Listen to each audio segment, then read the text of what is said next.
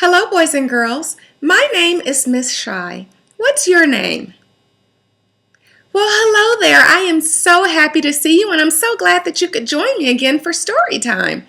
Today, we're going to read a very popular story.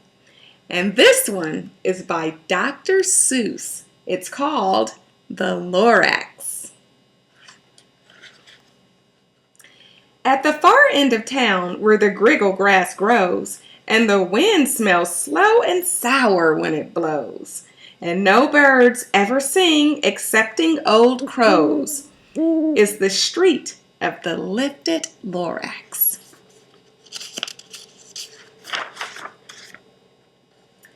And deep in the griggle grass, some people say, if you look deep enough, you can still see today where the Lorax once stood just as long as it could before somebody lifted the Lorax away. What was the Lorax, and why was it there? And why was it lifted and taken somewhere?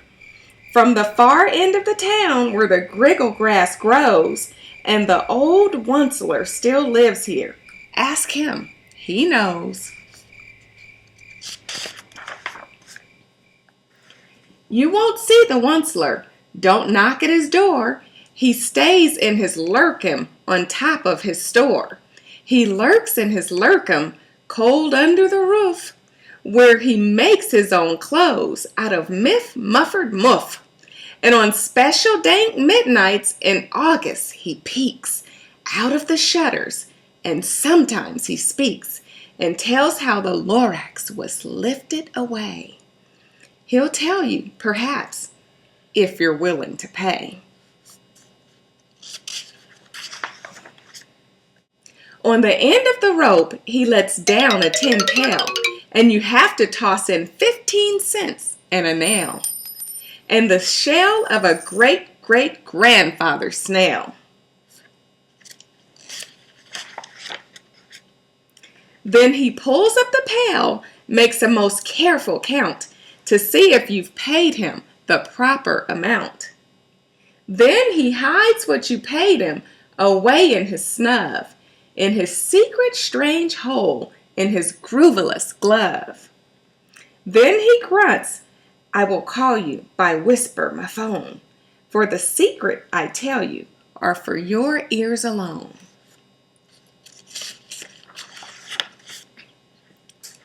Slop!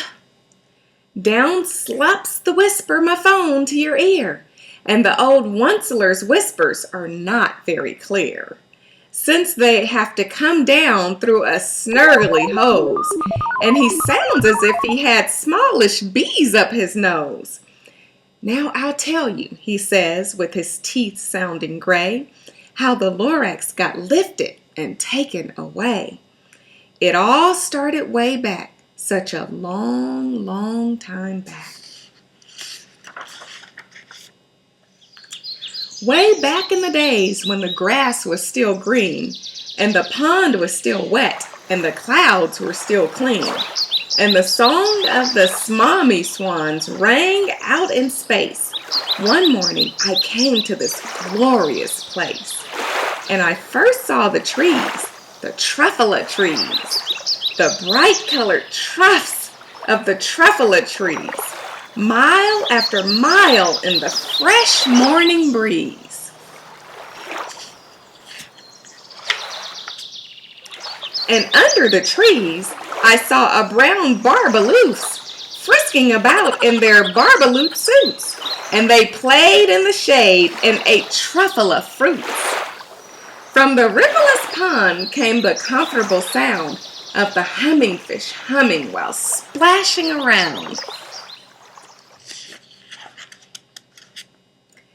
But those trees, those truffula trees.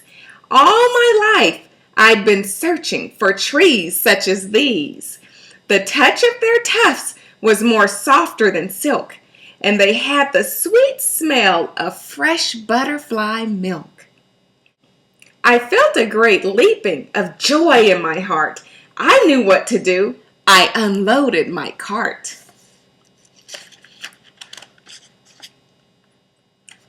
In no time at all, I had built a small shop. Then I chopped down a truffula tree with one chop.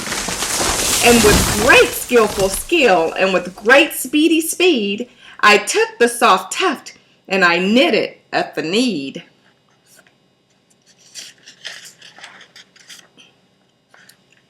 The instant I finished, I heard a gazump. I looked. I saw something pop out of the stump.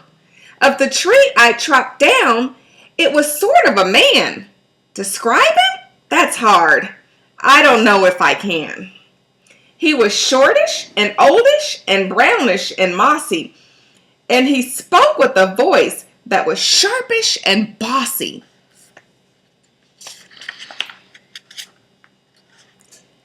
"Mister," he said with a sawdusty sneeze, "I'm the Lorax. I speak for the trees. I speak for the trees have no tongues. And I'm asking you, sir, at the top of my lungs." He was very upset as he shouted and puffed. "What's that thing you've made out of my truffula tuft?" "Look, Lorax," I said, "there's no cause for alarm. I chopped just one tree. I'm doing no harm. I'm being quite useful. This thing is at the need. At the needs find something that all people need.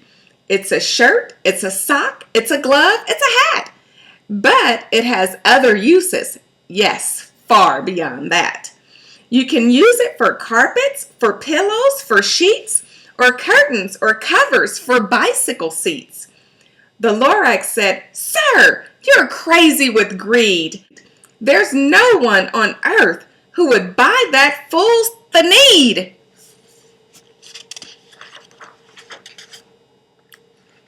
But the very next minute, I proved he was wrong.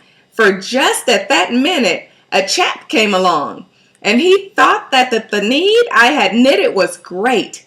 He happily bought it for $3.98.